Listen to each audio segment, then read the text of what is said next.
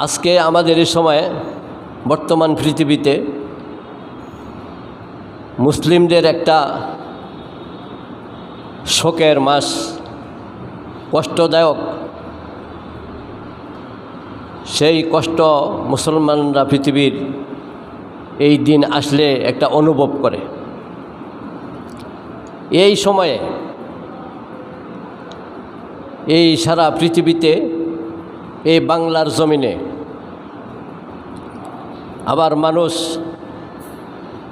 অন্য একটা সাবজেক্ট দুনিয়ামুখী নিয়া অত্যন্তই লাফালাফি আনন্দ উল্লাসের মধ্যে জীবনযাপন করতেছে। ওই বিষয়টা যদি অনেকের নলেজে না থাকে, কিন্তু আমি বলে দেই, এটা হলো বিশ্বকাপ খেলা,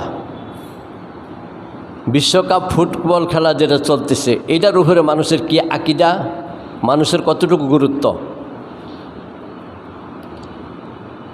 আমাদের এই দেশের যারা যুবক, যারা নৌজওয়ান,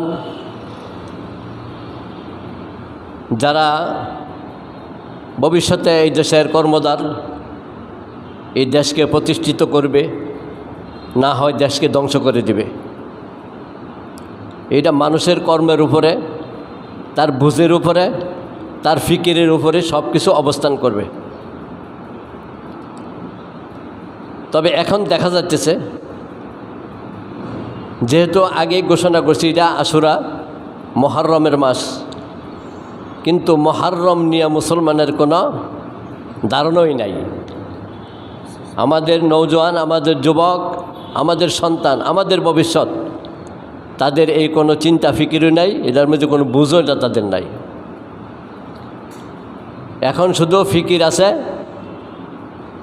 বিশ্বকাপ, আর্জেন্টিনা, ব্রাজিল, বিভিন্ন দেশ নিয়ে এই দেশের সন্তানরা এখন অত্যন্তই চিন্তা ফিকিরের মধ্যে তারা চলতেছে যে কে হারবে, কে আর জিতবে।